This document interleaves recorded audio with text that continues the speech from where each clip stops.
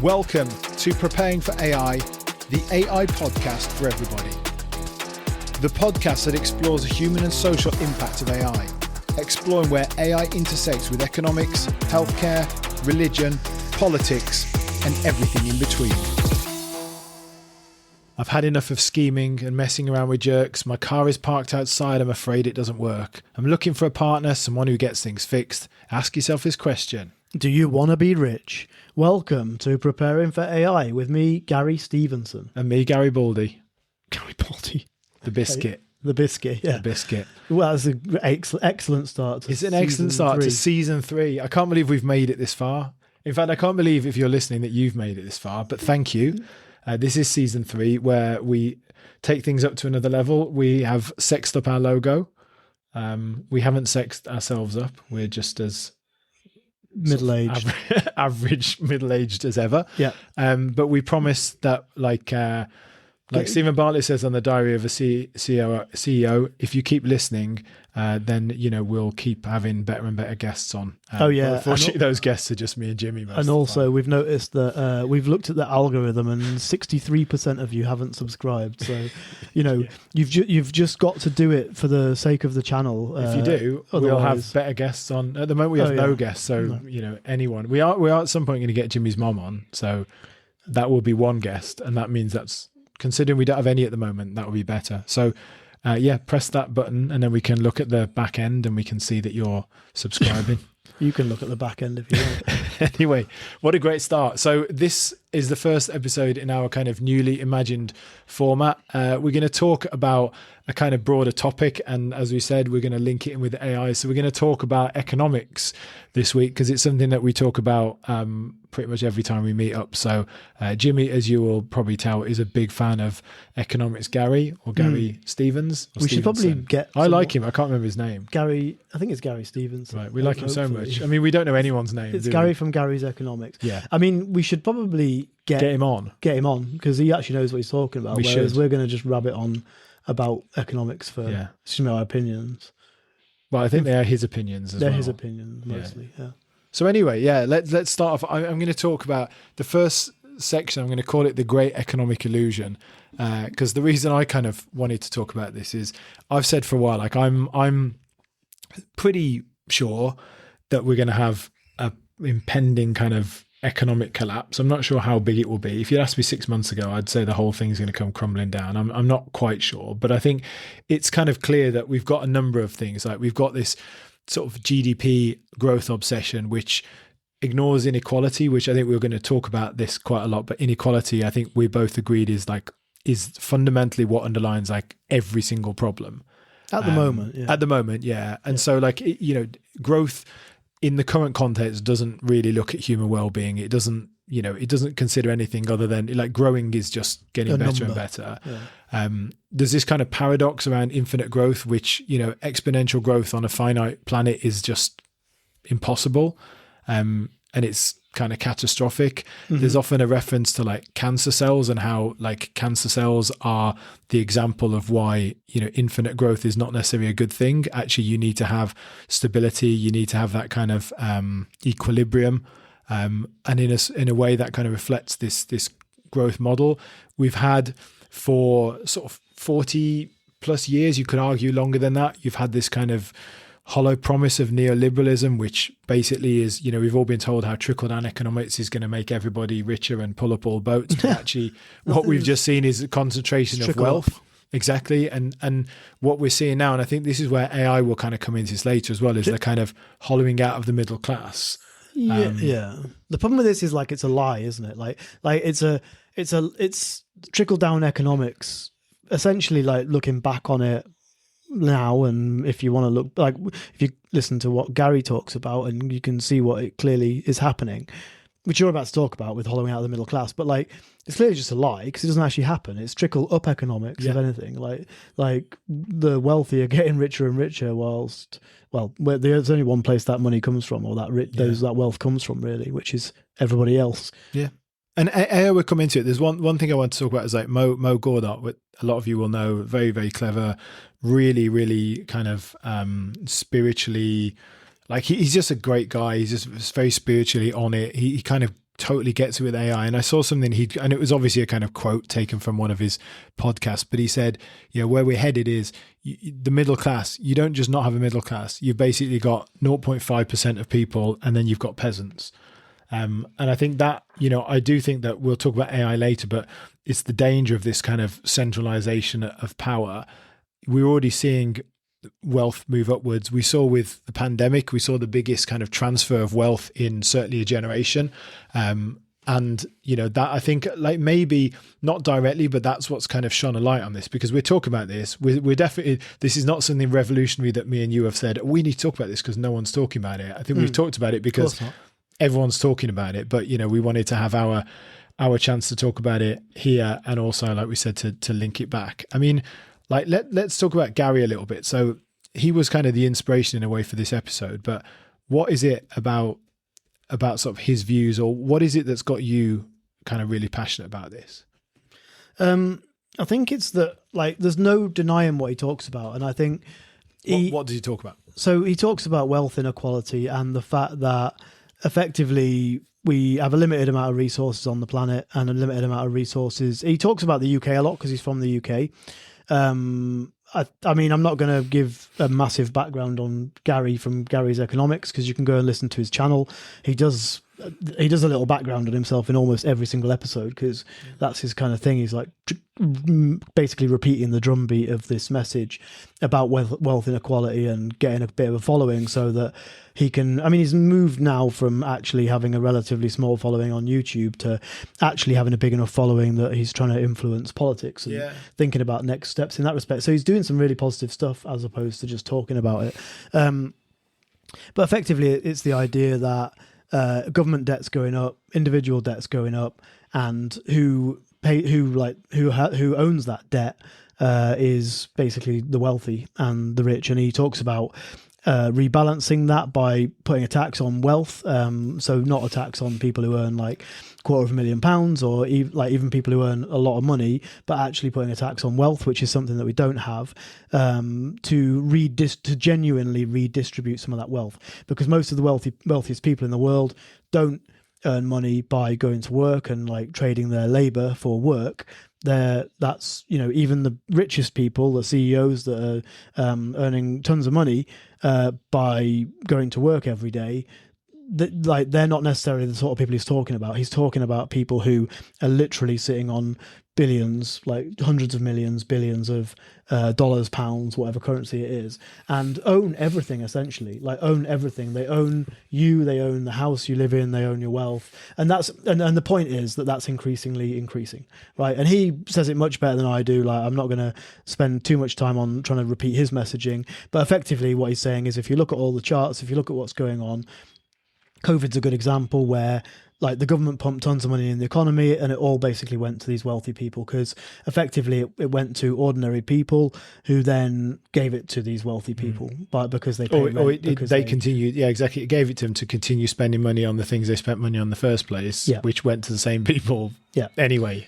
And in terms of the reason why that's happening, the government so what we're saying with that is basically the government gave them money just through you. Yeah, exactly. And the reason for that is, like, if you again, without getting into too much detail, is because the way the government deals with any kind of crises, any kind of like situation like this, is they either print money and that money goes to the wealthy ultimately, like through various means, but it goes to the wealthy, or they increase taxes, but they increase taxes on working people, and they don't ever put a tax on wealth. And it's like, it's this intangible thing where it's like really hard to tax money that's in the stock market, wealth, intergenerational wealth, all this kind of stuff. It's too hard to do it, or governments to say that it's too hard to do. Now, not all governments do that. There are examples like Norway where they've actually gone and done it and it's been very successful. But the arguments against it are usually things like, oh, well, they'll just go, like, everyone's mobile nowadays, so they'll just go and live somewhere else. They'll just go and take their wealth somewhere else. Again, there's loads of good arguments against that, which Gary very eloquently puts on his own podcast. But to be honest, when you listen to it, like, as a sort of ordinary working person myself, like, when you listen to it, it all makes a lot of sense. Like, it's quite it's quite hard to deny it. And to be honest, like, he's got all the numbers and figures behind it, and all of what he's saying is happening. And one of the things, I mean, again, he talks about the UK, but he talks about why, just to sort of quickly finish up on Gary, but like, he talks about why Labour, basically the Conservatives failed, Labour's going to fail on economic policy, the Conservatives failed, Labour's going to fail, and ultimately probably what's going to happen is the voting is going to get more and more extreme in either direction. Probably, very possibly, people are going to vote Reform or go further right wing in the UK. They're going to fail to deal with it because their policies are all about, you know, they're basically saying that immigration's the problem and that they're stealing our money and stealing our jobs and all the rest of it, when that isn't really the problem. The problem is that the incredibly wealthy and the incredibly rich, the incredibly wealthy dominate, and they dominate economic policy as well. So basically, they're the ones that have the influence. They're the ones that are influencing governments. And just as an example, you can see it with Trump, where lots of ordinary working class people voted for him and thought he was going to help them out, and actually he's got in power and hasn't helped them out at all. He's reduced benefits and things like that help ordinary people, and actually reduced taxes on the extremely wealthy and made them richer as well. So I know we said we're not necessarily like going to just address Gary's views on this, because this is not a Gary tribute act, this episode. No. But I mean, it's like, I think his views and the way he's kind of put this message forward has definitely been sort of a catalyst, I think, for this discussion. But I think, like, you know, you just said the argument against this quite often is, well, it's just too difficult to do this, you can't tax it, and then the big one for me is that, like, everyone will leave, because this is a thing in the UK at the moment that we do hear a lot, specific to the UK. I'm not saying it doesn't happen elsewhere, but specific to the UK at the moment is that all of these millionaires, billionaires, blah blah blah, are all leaving the country. So, like, on the basis, let's assume that is true. There is some dispute of how many it is, and, you know, whether that will happen. I mean, there's also stuff that the UK has the most unicorns outside of, you know, I think sort of China and the US, and therefore, like, well, there's lots of people who are building wealth in the UK. But if we assume that is true, well, isn't that the problem with doing this then, that everyone will just leave? So again, on this, like, if the problem is if they've got their wealth in the UK, why does it matter where they move? Like, you were talking about people who own land in the UK, own businesses in the UK, own all this stuff. It's not like it's straightforward for them to probably go and live somewhere else. Can't they just register the business somewhere else? Well, potentially, but like, if you're talking a lot of there are ways of taking back some of this stuff, right? So you can find a way of taxing investments, you can find a way of taxing wealth in terms of land that people own. And a lot of this is tied up. It's stuff that's tied up in the UK, and it's not easily. Some of it maybe, but it's not all stuff that can easily be disentangled from the UK. And also, it's not necessarily talking about taxing businesses. It's talking about taxing. A lot of this is talking about taxing the personal wealth of individuals, not necessarily like taxing a business. So they might own a business, and that business pays whatever business tax they pay, and that's not necessarily the problem. The problem is people sitting on piles and piles and piles of cash and never having to ever. Well, not actually. I think you're like, it's not piles of cash. Of course, it's assets. Sorry, assets. Piles and piles of assets that you can't get at and you can't tax because the tax system doesn't allow you to do that. That could be changed, and there are examples where it's been done in other countries as well. I agree with you. I think I think this is something that is, like, obviously we're both originally from the UK. I do wonder whether there's something that is not exclusive to the UK, but is particularly an issue in the UK. Is like, a lot of the wealth in the UK is locked up in land and is locked up in property.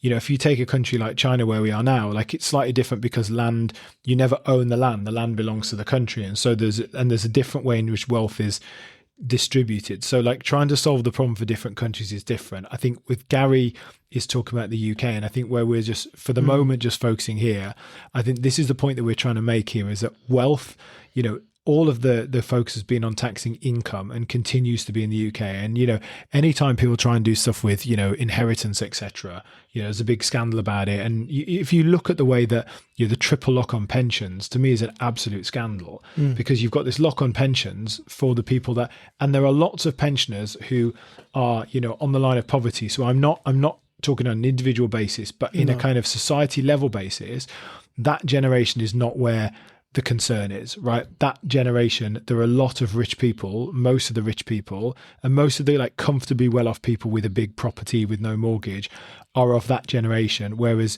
younger generations, and again with Gary, this is who he cares about here, is younger people. They don't have those assets, and they're going to get handed down. And so a subset of people are going to be okay, while all the others, you know, are not going to be okay. And you get more and more of that property, therefore, that goes to those rich people, and you get more and more of that kind of funneling up of the wealth. It's like the problem's going to get worse. That's the thing in under the current model. It's not going to stay the same or get better. It's going to get worse. Yeah, that like on an individual level, house prices keep going up, wage prices aren't going up as much. Like, who's buying up all these houses? Like, they're assets that are available to buy. The wealthy are getting wealthier. It's wealthy people. Like, tons and tons and tons of real estate in the UK is owned by these kinds of people that, like, you know, they've basically, I mean, you can't even blame them. Like, they've accumulated all this wealth. They're making even more money all the time. They've got a choice of, like, probably, you know, pay some form of tax on it or buy property and buy assets and actually be able to tuck it away there. And well, not even necessarily they would pay tax on it if they had it in cash, but like the only choice, like they're going to be getting financial advice, and the advice is go and buy this property. But your point as well here is that investments for those people, even if they find out that, well, actually, you know, if I leave the UK and go and become a tax resident somewhere else, that will be beneficial for me for certain parts of my wealth. Actually, those properties are in the UK are going to continue to get taxed in the UK. And I can tell you, as someone who lives outside the UK but has a property in the UK, like, I pay tax on that property in the UK. It doesn't matter if I move out, I pay tax the same as if I'd be in that country. So I'm classed as a non-resident landlord, but I still pay the same tax. So those people we're talking about, if they own all these properties, if they leave the country, they still pay tax on that. So them leaving the country they're not going to take those properties with them. No. Right? And they can't take the assets. I think the other point here is that, like, those kind of people, and by the way, I'm not, you know, I have one very small property. I'm not considering myself to be sort of like one of the wealthy sort of elite, but I am lucky enough to be able to do that. And I think it's only right, to be honest, that I am taxed on that income. But actually, like, even someone like me and someone who owns 2 or 3 properties, or, you know, a landlord who's able to make an income that maybe doesn't need to work on 4 or 5 properties, actually, those are still not the people we're talking about. No. Like, most of the land in the UK is owned by a very, very small number of people. A lot of it actually is by sort of the royal family and the kind of wider royal family, and that's a bit more difficult to deal with. But there are a lot of sort of families who for generations have loaned huge amounts of land. Yeah. That's where, you know, that wealth is not being taxed at all. Maybe their rental income is being taxed, but the value of that land is just locked in. Or your mortgages. I mean, he talks about this, like your, you know, effectively your mortgage is owned probably by, I mean, not directly, but it'll be owned by wealthy people who have investments and assets that they can put into the bank so that you can get lent so that the bank can lend you money. Yeah. That's the way that all works. The government debt, like, it's the same thing. It's all owned by somebody somewhere in a lot of ways. The thing is, even the government's debt is with these. Yeah.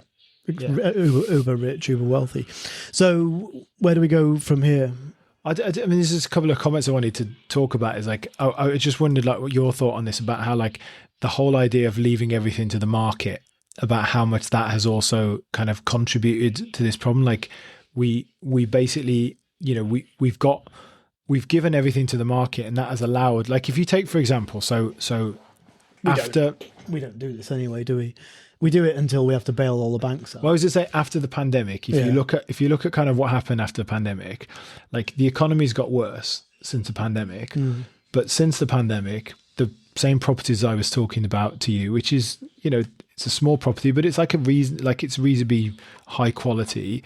The rent on that has gone up every year, right? Now, my mortgage admittedly has gone up by far more than the rent, but the rent has gone up every year, even though people have less money to be able to afford that. Yeah. So by allowing the market to dictate that, we have a situation where, you know, even when people can afford less and when the cost of everything else is going up, the cost of those assets. So the people who own those assets, okay, maybe they're not, if they have mortgages, it's affecting them. But the people we're talking about don't have mortgages. So they're not having any of the issues, but they're getting all of the gains of that additional income. So you've seen the market funnel even more people. You also see, like, you know, so many bubbles, crashes, you know, non-corrections of the market, and yet still this kind of religious idea that, like, we have to leave everything to the, you know, to the silent hand. It's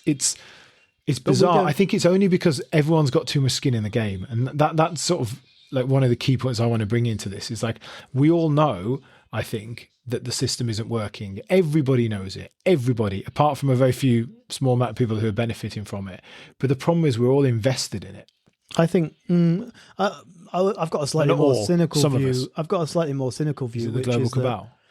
Well, no. So, like, it's that most of the people who, like, actually have a say in this are already in that, like, very wealthy class. In the elite. Like, your top economists that, like, at the top universities, you know, not even the top universities, but, like, your top economists that actually get to influence these things. Like, to get to that position, most of it's like a what's the word? It's like a closed environment. It's a closed system. But it's also a revolving door in and out of institutions, private industry. It's the same people. It's like I talk about big pharma, isn't it? In a sense, it's you're part of that system. And even if you try and take a more generous view and say, you know, it's not intentional, but then the problem is those people are existing within a world that is very different from the world in which normal people are existing in, and are not able to understand. Classical economists, like, they've been educated in the same way for a long time, and it hasn't changed. I mean, I studied as part of my master's, we'll talk about this in a bit, but studied contemporary economics, and there were, like, a few, so donut economics is one example, we'll talk about in a little bit, ecological economics, but, like, all of these environmental economics, which is a little bit older, but all these kind of ideas. And I was like, wow, this is amazing, until you realize it's like, just there are all the people invested. Why would they ever want to embrace this new system? Because it's bad for them. It's bad. It's not exactly. Good for them. Yeah. So I think I that's my slightly more cynical view, is that actually the system feeds itself. All the people who actually have a say in it and have any influence are in the system anyway, and changing it, like admitting that it's broken, doesn't benefit the people that actually have influence and have a say in it. And so I think what you see now, like in democracies, this is why it's such a struggle in democracies, because you see a situation where increasingly, like, the problems aren't going away, and, like, it's the anger and rage has been directed at different things, and different political parties are like, oh, it's all about immigration, it's all about this, it's all about that.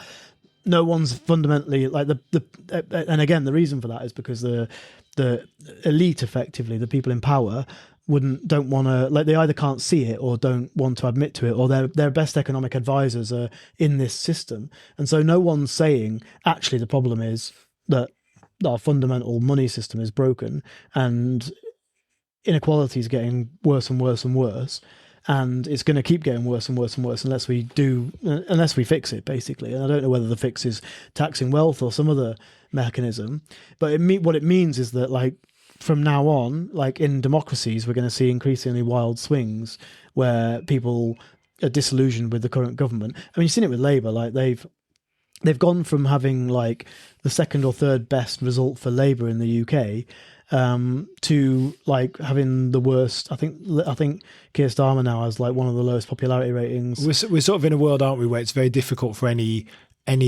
government to kind of have multiple terms now, because people can't solve the problems, and so short-term thinking is, well, we need something different, but you choose something that's not that different, and then you're surprised when it doesn't change. I mean, I'm not blaming voters for it, because maybe they don't have those choices, but you are seeing that across the world, where you're seeing these sort of one-term governments more and more. And that's my point, is you choose something different, but it's something that isn't addressing what we're talking about. And I think the other reason that, I mean, I'll be honest, like, I think the reason this doesn't get addressed is partly because it's complicated and difficult, and it's easier to go, oh, it's immigration, or, oh, it's something else. I want to throw one other thing in there because I want to talk a little bit about this idea of ecological economics. So I think this is slightly different from your point, but another thing that economics has really got wrong. If you take and people will have different views on sort of climate change and how much humans have caused it, etc. But regardless of whether you think climate change is a result of human activity, you can't escape the fact that there is pollution, and there are social costs to what's happened, and there's this kind of what we call the externality scam. So how kind of mainstream economics is like pollution, climate change, social costs, etc. They're just basically externalities, like they're accounting tricks that corporates are able to kind of use as part of their profits. It kind of doesn't matter. Ecological economics is different because it looks at the economy as a subset of ecology, not separate from it.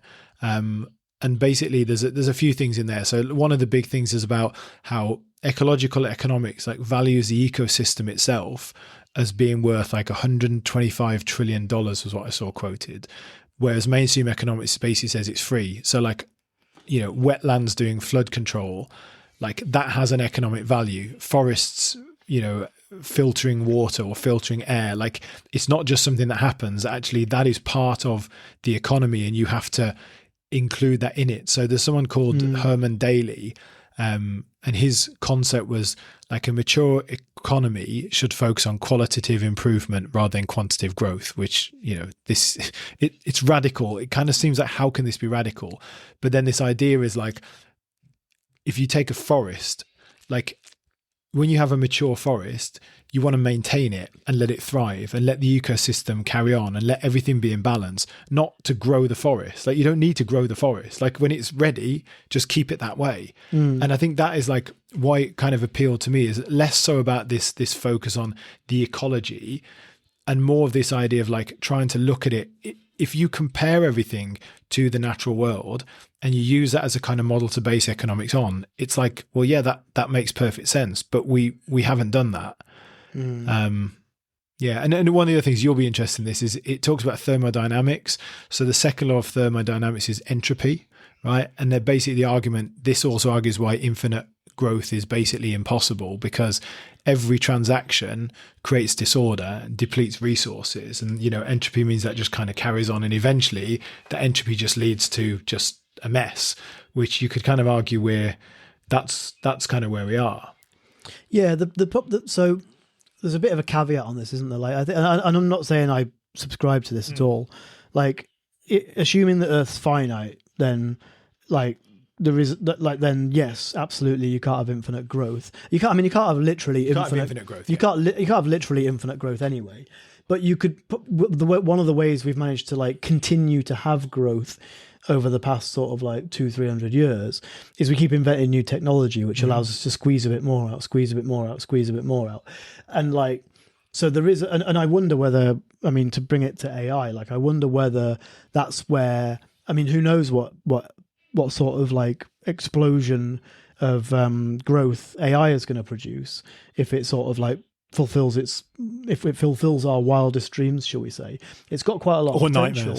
Or nightmares, but it's got quite a lot of potential. Like, you might have a lot of new technology might come to the fore because AI is going to assist us to develop new technology. And then, I mean, just to give you an example, right? So like batteries have like enabled us to have mobile devices and laptops and things that we never would have been able to have before. Maybe they're not the best example in terms of like having more and more growth, but if we come up with a new battery technology, then all of a sudden that gets a lot cheaper and easier, and then you can carry on with the growth in that particular area.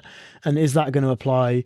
I don't know, like are we going to have AI revolutions in how we grow food so that you can grow more food in a smaller space, or something like that? And so I'm not saying this is a good argument for like, oh yeah, we just keep going with growth, but that's how we've managed that problem historically. And I would imagine it's quite dangerous, and like it ultimately is going to sort of fall down at some point, like a house of cards. But I do think there is an argument there that like, if we can keep coming up with new technologies that keep revolutionizing the way we do things, then you can potentially keep growing. Well, let's play the music and then talk about AI.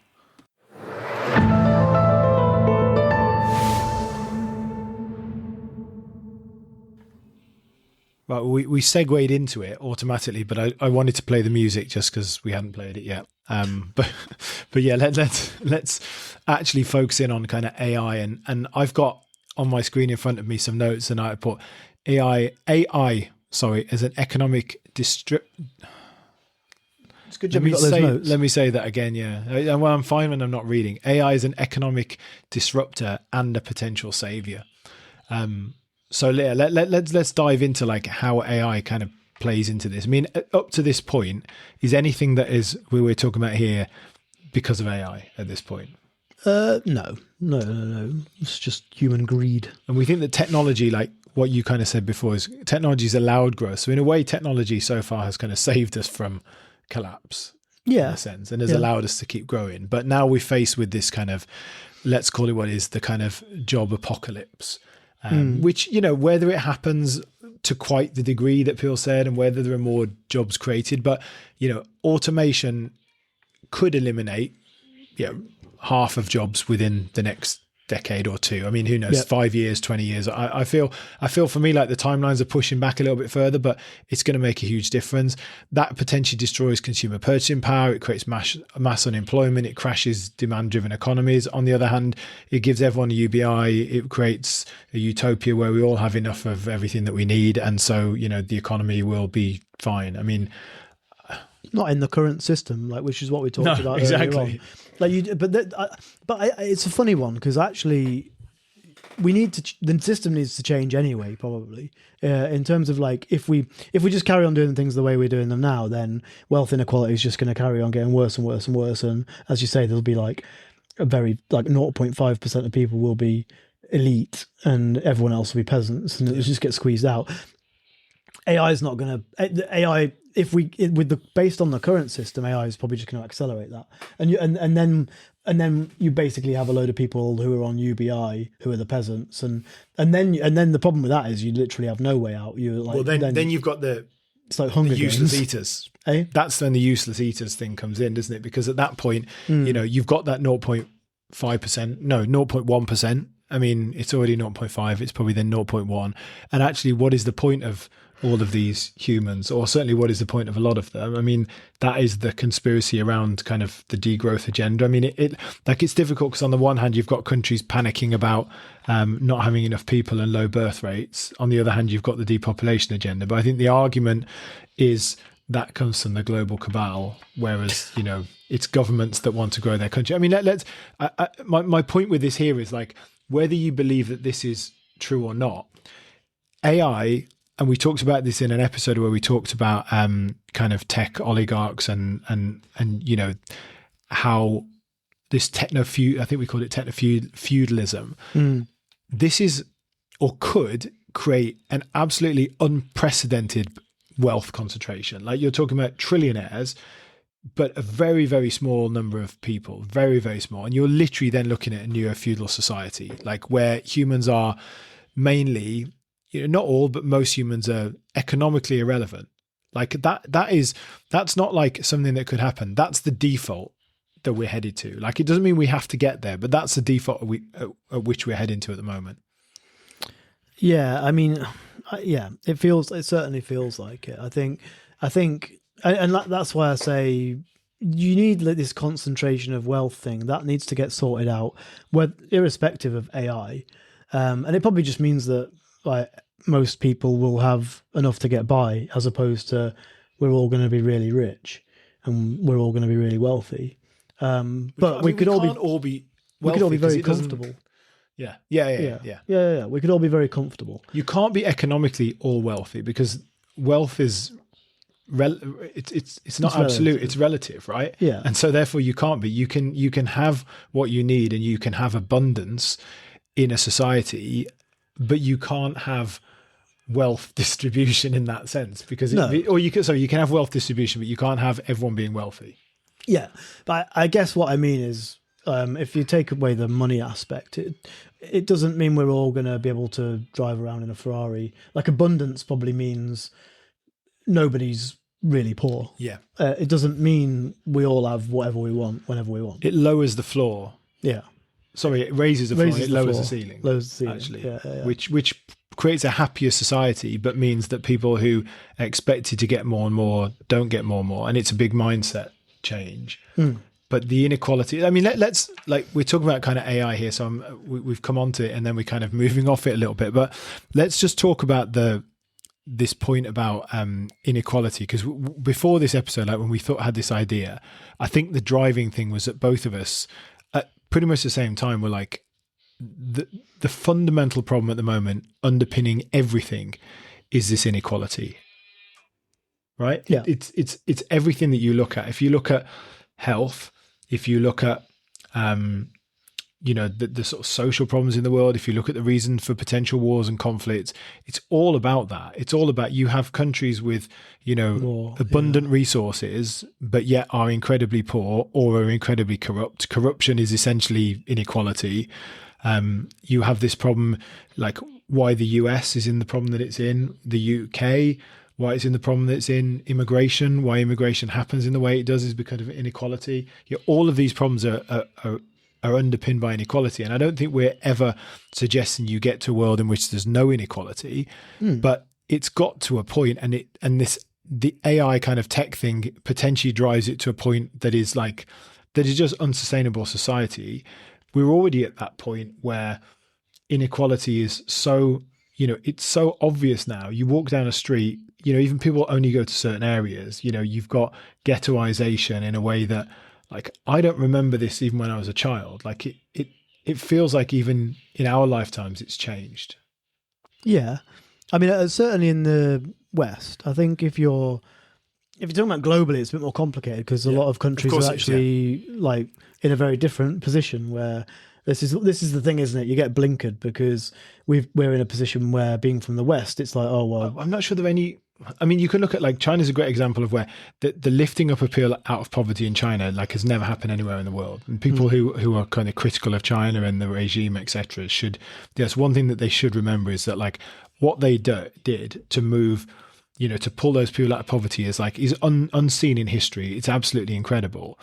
But I would actually sort of question, like, is there any country in the world that in the last 30 years has become more equal? Because China, while it's become richer and lifted those people out of poverty, I don't think China's become more equal.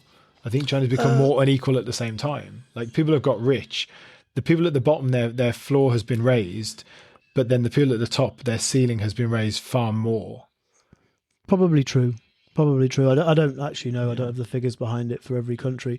I just think this will. What we're talking about is we are sort of focusing quite a lot on the West. Yeah. There are countries that are still going through these kinds of booms, where, like, Vietnam's a good example right now. Yeah.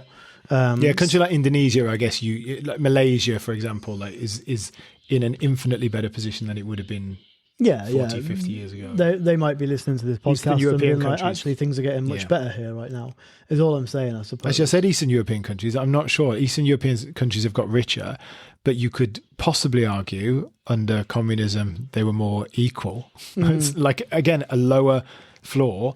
But if we're talking about absolute, like, inequality. Yeah. To be fair, like, I don't think everyone has to be equal. I don't really care if there's some really, really wealthy people. I think that you just need to keep it in check, basically. They shouldn't literally own everything and we end up being, like you say, in techno-feudalism, where we're all just serfs. Can AI be part of a solution, though?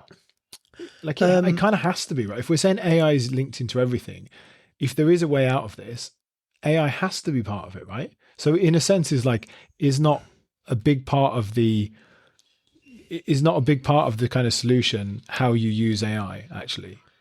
I think that AI has the potential to be a massive part of the solution, because as it becomes smarter and smarter, and if we ever get to AGI and ASI, like super intelligence and stuff like that, it will probably see all this stuff and think it's obvious, and if we put our trust in it to sort of like help us, if a society, because there will be some like really smart societies that are like, I'm going to, maybe this sounds absolutely bonkers, but Scandinavian countries. Maybe this sounds bonkers, but they're going to be like, oh, we'll hand over a certain amount of decision-making power to this, AI that can look after us. This is assuming benevolent and all the rest, benevolent AI and all the rest of it.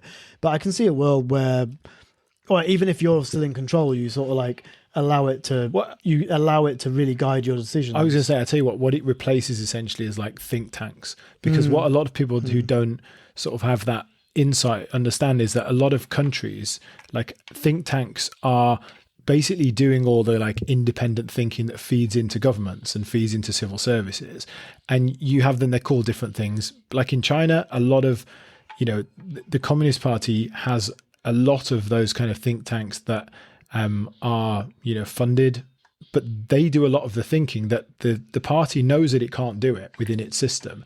So it funds them to do it. The UK has many, many think tanks, Europe has think tanks, the US has think tanks. They're called different things, but they are outsourced to do all that kind of research and to give all the new ideas.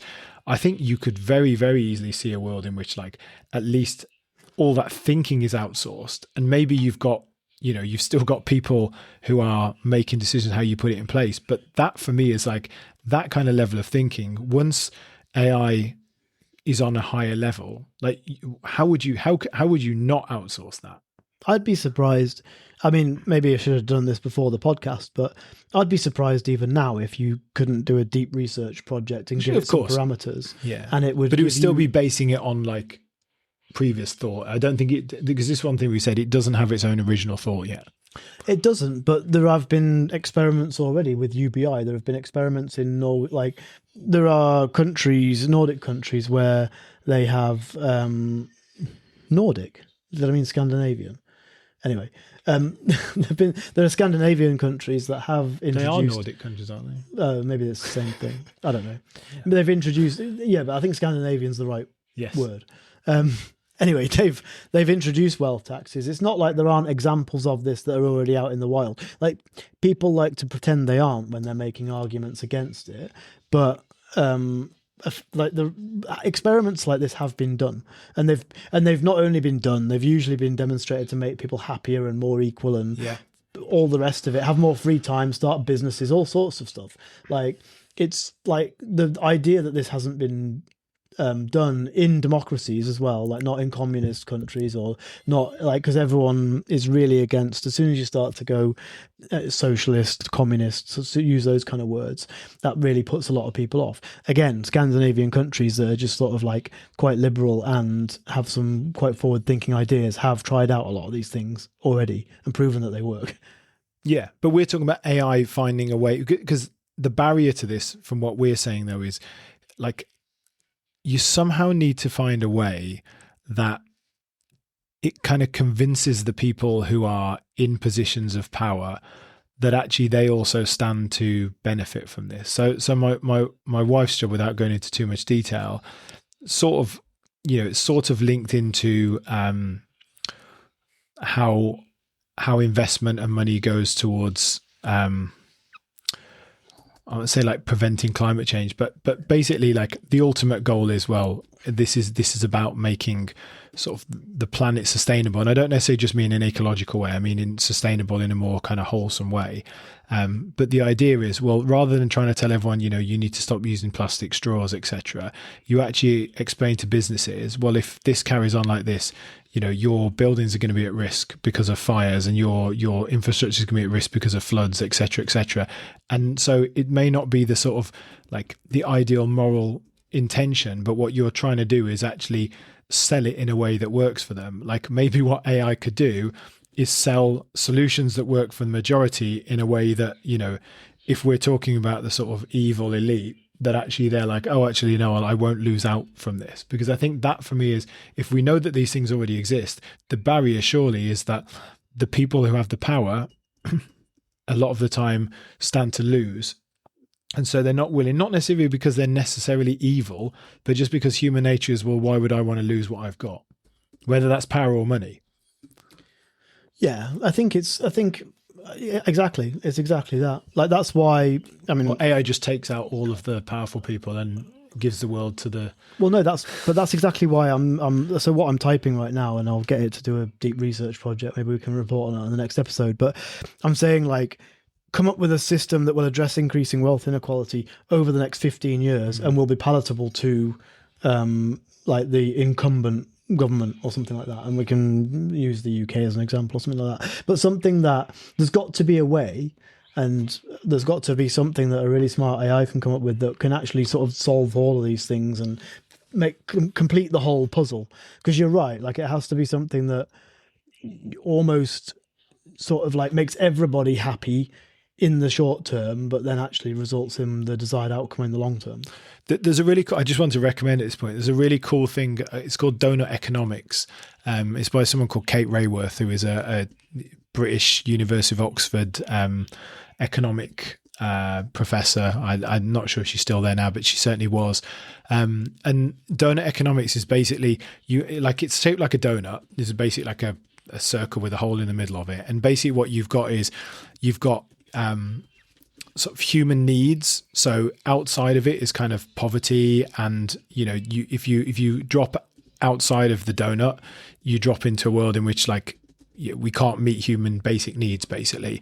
And on the other side of it is the planetary boundary. And the idea is, if you go too far the one way, too much growth, you go over these planetary boundaries and we can't live because of that. If you go too far the other way, then you go to a point where humans don't have their basic needs and we can't live. And so you've got this donut that within the donut, like, that's the area in which you can live and thrive, because you're not pushing out too far over those boundaries, but you're still meeting the needs. It's not an anti-growth, it's not a degrowth agenda, but it's on this idea again about kind of thriving and not looking to keep growing, but to find, like, the perfect balance in between the two. Like, if people are interested, like, have a look at it. I was really into it when I first heard about it. Then I was like, oh, am I like a kind of, high school economics student who gets carried away in these ideas and then, like, welcome to the real world, they don't work?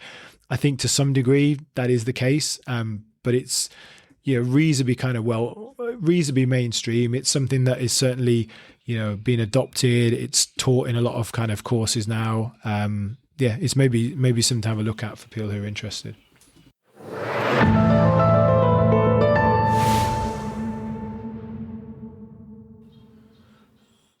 So now I just want to ask you straight out, are we going to have a massive economic collapse? Yes. Okay. And next week on Prepare. No, seriously, what does that mean? So massive economic collapse, I don't think so. Like, my concern actually here, so I don't think we're going to have a massive economic collapse. I think it's more going to be a social collapse. And so you don't think the fiat currency system is doomed? Because I do. No, I think the currency system is doomed. Well, do I? So I think capitalism is doomed, and I think it's because of AI. But I think capitalism's doomed. I think the fiat currency system's So doomed. I think the fiat currency system is broken. I think that it will get replaced by something else. Whether it gets replaced by something else, what's the word? Prophylactically, like like a condom, or no, it means like in advance. No, I know what it means. Yeah. So. So I always think of condoms, but it's also anything you can take prophylactically. Yeah, whether it's that way or whether it's because effectively this inequality problem just becomes an increasing problem, and then you end up having mass social unrest, and then you end up with some kind of revolution. There's some kind of break in the system that out of the other side of it, then you have all these new ideas, and someone goes, "Oh, this fiat currency system was a load of bollocks." And we need it is a load of bollocks. System. Like it is for me the biggest nonsense of all of this is the fact that we invented a system where you can basically just say that there's money and therefore there is money. Like money doesn't exist. But it's only okay. I sort of agree. Like I also think that could the fiat currency system, if used responsibly, could it work? I don't know. I think not. But I mean, that's why. Is it not? That unfortunately, we're not sponsored by a physical gold company, because again, I would then promote physical gold. We should be, because all the good conspiracy podcasts are sponsored by a physical gold company. It's already done this research project, so I can read some of this quickly at the end. I own lots of physical gold, so you own lots of physical gold. I own quite a lot of physical gold. Yeah. Where is it? in storage in the UK. Fair enough. Yeah. Like in one of those like big yellow storage things. No, it's in a secure place where they store gold. But, I figured that. Yeah. But I mean, like, so I'm bought into the fact that I think it will. Or at least I'm hedging on the fact that there is a good chance of collapse, because I think it just doesn't make sense. But it's a pyramid scheme. The only thing that I would say in favour of it, of keeping it up, is like a lot of this stuff, like the whole world, to be honest, is like held together by elastic bands and fingers in holes, right? But the point is, like, it doesn't really. I know you didn't mean that like that. It doesn't really help. It doesn't really help anybody, or it doesn't help many people in the short term, at least, if it collapses, right? That's the problem. Is we're all sort of invested. No, in it. We need to put more fingers in holes. First, these holes that I see are like the hole in the dam. You know that Dutch boy put his finger in. I don't know what you're thinking. No, I'm thinking of but it's definitely not what I'm thinking. Fingers in boat holes. Fingers in boat holes or dams. No, boat holes. Yeah, I know what you said. Oh, okay. I was thinking of a dam. Okay. Anyway, yeah, but I like, neither of us are experts. So the fact that Jimmy says no and I say yes, or I say yes and Jimmy says no, I mean, it's sort of meaningless because it's just our personal, views on this. But I think, like, I have thought about this a lot, to the point where I've, made investment decisions accordingly. And I've said, like, I haven't put all my money in gold because it's a hedge for me. But I just think, like, there are a lot of people who have reasons to keep the current system cropped up. But what we just talked about the wealth inequality, and we talked about more and more money going to a very small number of people, like, if that continues, and if the generation coming through now don't have property and don't have pensions and don't have investments in the stock market, etc., there's less people who are invested in it, because then more and more of that wealth again is with a small number of people. Then less people care about the collapse. And so then you've got this battle of, like, well, they're useless. Does the deep state, the global cabal, the people in power, the people with all the money, whatever you want to call them, do they win out, or do the people win out? Like, is it about power and wealth, or is it about just sheer numbers? And that's where I think, like, I could genuinely see it, because there are enough people that care about it that just say it doesn't matter to us anymore whether it collapses. Sorry, I was reading this. Oh, I saw your face. You looked incredibly focused. I thought you were going to say I've really moved you and won you over with that speech. Can you say it again?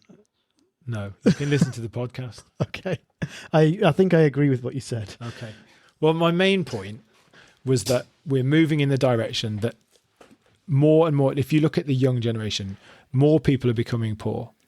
Yes. Relatively. Yeah. And the wealth is being given to an ever smaller amount of people. Yep. And therefore, the number of people who have skin in the game and want to keep the system cropped up, are getting smaller and smaller. Oh, yeah. And then it's just simply a matter of, do the people win out, or do the small amount of people in power with power and money win out? And it's just like numbers versus... In the short term, it'll be people with power and money. In the short term. But I'm talking about, like, you get to a point of, like, a proper revolution. Well, that's where we're headed, yeah. Like, in my opinion. So we're aligned then. That's my answer to the but I don't think that's, well, I suppose it is economic collapse, but it's social. It's a collapse because of the economy. Yeah. And then out the other side. I mean, I hope we don't get there, but that's why I'm saying I don't think there'll be a prophylactic solution, because it's in nobody's. No. It'll be reactive. Absolutely. It's not in the interest of anyone who's actually got the skin in the game, which is exactly what you're talking about.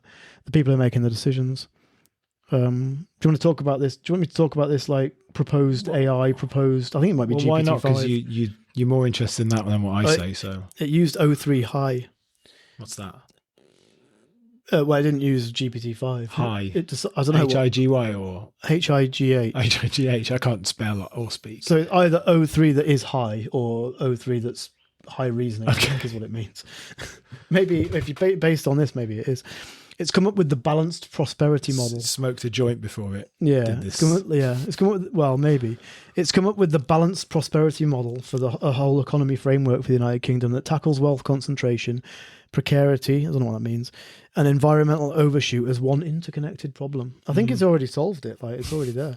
So are we the first people? You think there's no one who's thought of using a deep research and actually anyone listening to this podcast in a position of power, do a deep research and fix the economy. I'll share this and I'll put it on Substack or something and people can see what they think. I'll change a few words. You haven't got any followers on your Substack. Well, we'll put it on yours then. Okay. I haven't got many. So the core principles: ownership diversification via a sovereign wealth fund. Been done already. Yeah. And all the countries' sovereign wealth funds are doing pretty well, by the way. Yeah. And I didn't mention what we've been talking about on the podcast specifically. I just said address inequality. Progressive dual-based taxation. Labour income continues to be taxed progressively, but with a wider 0% allowance and simplified bans. In parallel, a comprehensive net wealth tax above 500k per adult with a generous pension and primary home allowance is phased in over 5 years, replacing stamp duty and inheritance tax. Capital gains are taxed on a rolling... It's got capital gains in there, but it says close loopholes. Universal Basic Services 2.0. State guarantees free near access to digital connectivity, local public transport, childcare. So basically, services that need to be... essential services are provided for free. A benefit system, effectively, but incorporating more stuff. Ecological guardrails, a descending legally binding carbon tax is auctioned to upstream producers. 90% of auction revenue is returned as a per capita carbon dividend that partially offsets higher relative prices. So basically addressing climate change type stuff, whilst also balancing that with the fact that it's going to make things cost more money. Stakeholder governed firms, large companies that wish to list or operate critical infrastructure must allocate a minimum of 20% of board seats. I said it. Yeah, this is stuff I studied on my masters. I mean, this is not that revolutionary. It's not revolutionary, but I said specifically for the UK. And one of the problems in the UK right now is we flogged all of our national services. And we didn't do this. So it might not be revolutionary, but it's all stuff that we haven't done. Yeah. So maybe it is revolutionary, but revolutionary for one country. And the last one was data, dividend and digital commons, mandatory data trust structures, channel share of monetized UK personal data. My point is with this is not you said can AI come up with a solution because it hasn't been thought of yet. It's most of the stuff that we need to do or could do has been thought of already. But we're just not implementing. But I think But what I was going to say is, so what AI has done here is just I'm sorry, but to be honest, is just rehash things that people have thought of before. But that was my point. Is the answers are already out there? So this is what I think is the problem. Is what AI needs to solve is not the answers. It needs to be but how do we make these work? Because they're all these are how it should work. Well, why is it not happening then? It needs to tell us how to make it happen. It gave me a 15-year plan with year 1, year 3, year 5, year 10 and 15 because I asked it to do that. I'm not going to go into it because at some point though you need a custom model that's going to go into all that detail. But for me, it's not coming up with, because this is what think tanks are already coming up with. It's how do you solve the problems around, for example, how do you solve the problem that we just talked around the fact that all the people in power and all the people with wealth that are reading this report actually doing all this stuff, if I'm not saying that there are lots of politicians and civil servants who've got the absolute best intentions. What the premise that we're using here is that the people with real power is a very, very small number of people, and they're not necessarily a local MP or, a government minister or whatever. We're talking about people who hold the real power. How do you make it in a way that wins those people over, or make it in such a way that is sort of mandatory that they have no way around it? I think that's the problem. I don't think you can, though. How can you win them over? How are you going to win people over who are I'm really wealthy? So you have to find a way that they don't have any sort of loss in either lifestyle or power. I'm not saying this. I don't know the answer to this. It seems impossible, but if AI can't solve this, nothing can. Superintelligence. Maybe the answer superintelligence says, I don't know, it says there needs to be an uprising, or it says actually all governments in the world need to stop answering to those people and answer to their citizens. I don't know. But presumably if you can't fix this, it can't fix the problem. So we have to head to the revolution. That's the only answer then. Well, yeah. I mean, I don't know how you convince someone like Jeff Bezos, here's a really good option, but it means you have less money. But do you think, I don't know, someone like Jeff Bezos, does he really just not care about humanity, or does he just need it to be, I don't know, pitched to him in some way that... I think the people who are that it's difficult, wealthy, isn't it? I assume that the people who are that wealthy are just detached from being really wealthy and the money, and they can always think of a reason why it's better. With status and relative. Yeah, and it's it's actually, they come up with answers it's actually better if I decide what benevolent fund I donate all my money to. I mean, that's the danger of the AI models. Is Sam Altman thinks, well, yeah, superintelligence might kill everyone, but it's better for me to be in charge of it. And Anthropic say, we need to break from this and we need to solve it because we'll do it slightly safer. And, Elon Musk says only I can. It's all this hubris and bravado that only I'm the one. Yep. And sense of exceptionalism. Like, in a sense, you don't get to that level. You don't be those people if you don't have that thought, right? I don't think so, no. So the answer at the end of this is that we're all fucked. Short of a revolution, which I agree with you is coming. I think we find another really nice planet for all these really uber rich to go and live on, a bit like Elysium or something like that. Maybe they can just live on an orbiting space station and we can just crack on. Anyway, maybe not like Elysium because that was literally the dystopian. Yeah, that's probably not the best example of this. I wanted to ask you, so we talked about having skin in the game. So if you want this. You want this a more equal society, right? What are you willing to give up? Are you willing to basically only have, enough food, basic food to eat? Are you and to go to, the same public hospital? I'm sort of talking about, I'm talking about a sort of 1960s communism here, but are you willing to give up having all these nice to have for a more equal society? Me? What are you willing to personally? Give up? Yeah. So what am I willing to give up? So I don't think I have that extravagant a lifestyle now. No, you don't. But globally, sort of not wealth-wise. I don't know about wealth-wise. Income-wise, probably wealth-wise. You're probably in the top 20%, 25% globally. Maybe, yeah. I mean, probably globally, if you're talking globally. So, I mean, what do I do now? What do I do now that is that extravagant? I go on holiday. So probably the most extravagant thing that I do is I travel quite a lot. I get to travel on a plane and go to different places and go to exotic countries or places. I play, like the UK. I do like the UK. I play sport. I have some hobbies. I have do some sim racing, and I've got all my gear for doing that.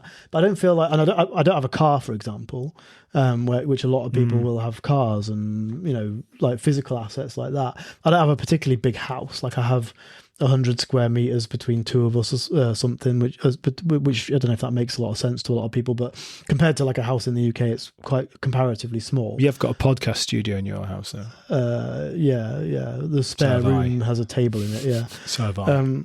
So I don't. Whilst I might have a lot compared to some people, I don't feel like I live a particularly extravagant lifestyle. My point, what, you asked me what I would give up. You asked me what I would give up. I'll be specific. So I would say, if you said you just can't take as many flights as you do every year, and you have to go on holiday closer to home. You have to go on the train every time you go on holiday. Except maybe going back and visiting my family in the UK. I'd say, okay, if it means that somebody else can have more, is that not enough? I don't know. No, what do I need to give? I don't think it is not enough, because my argument about this is a slightly different argument. But I had this conversation with the podcast biggest fan, my dad, recently. We were talking about whether the world, it's this age-old problem, is the world overpopulated? And I said, I actually buy into the fact I don't think the world is overpopulated. Ideally, we wouldn't have 10 billion people. I think it is sort of too many in inverted commas, but I don't actually think the planet can support that many people. Right at the moment, it can. There's enough food in the world. There's enough resource in the world. The problem is the equality of the way that they are shared around. So I think, I don't think it's got enough over a longer time frame though. If it continues to increase, if we're going to pull all the oil out of the ground, we're going to cover the Earth's surface in microplastics, all that kind of stuff. But that's not about not having enough resources. No. I'm talking, when I'm talking resource, I'm talking about we're in a water crisis. We don't have enough water, but we do have enough water. It's just that the water's in the wrong place, and there comes a point, I've got a friend who works in this industry who said desalination of water, it doesn't happen at the moment because it's too expensive, but within 20, 30 years, it will happen because, and the reason is not because it's necessarily becoming that much cheaper, because the cost of all the other water is getting to a point where desalinating water is going to become as cheap and then slightly cheaper.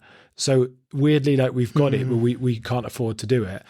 if you take food, for example, like there's enough food, but it is definitely the equality of food. Now, climate change may change that, but you could actually just stick up loads of, indoor places to create food. We could just eat different food. Like, you can do it. You can do it. Probably, yeah. So with the number of people. So I think this idea of like the resources that are in the world, like what I would have to give up is I'd have to give up the sort of amount of, and the choice of food that I've got. I think I'm fine with that. I'd actually now give up the amount of food and the choice of food I had to just have stuff that's good quality. Like if I could eat a much more limited diet, but I knew it was not full of chemicals and it was, grass fed and had the right nutrients, I'd give that up anyway. But I think that is the main thing for a more equal society that people would need to give up, is like the stuff that they don't need. You need to give up having like, a plastic toy every week for your kids, which like, I hate to be a sort of like when I was a kid, but the amount of stuff that kids just get now, because it's just like really cheap to make, so there's just loads of it. Yeah, it's insane. Like that's the stuff. It's like this consumerism. Yeah. Consumerism stuff.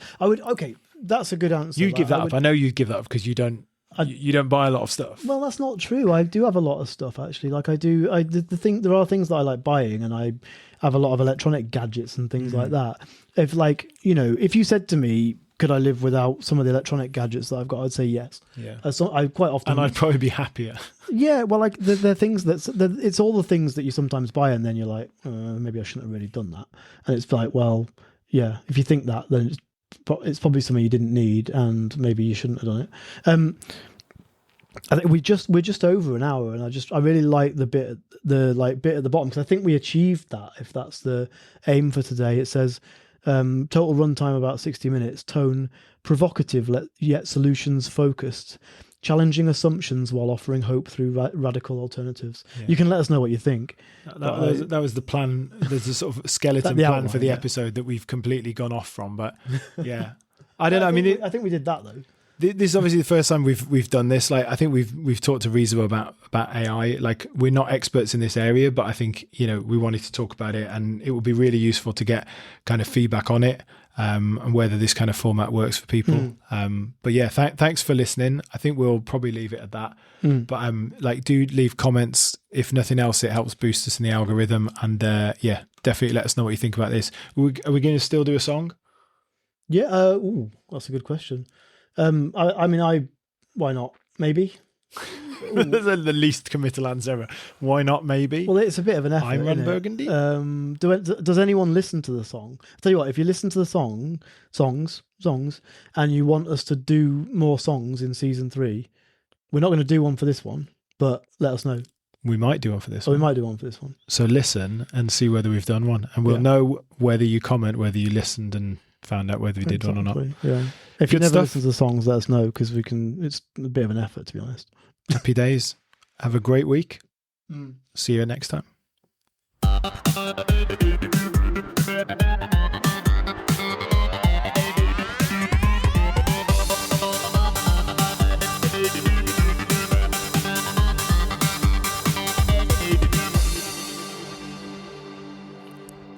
That wasn't a real song. That was just something I found on the internet. So a bit of psytrance for old time's sake.